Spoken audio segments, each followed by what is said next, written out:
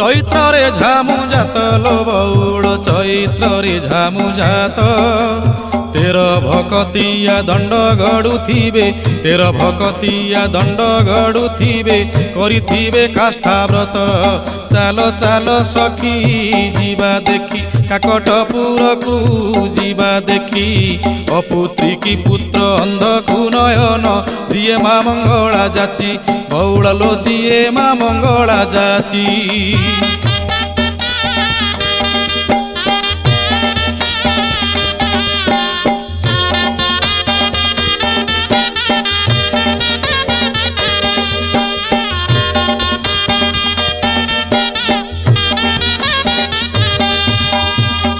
দোল পরে 21 দিন পীঠরে লাগিব নাট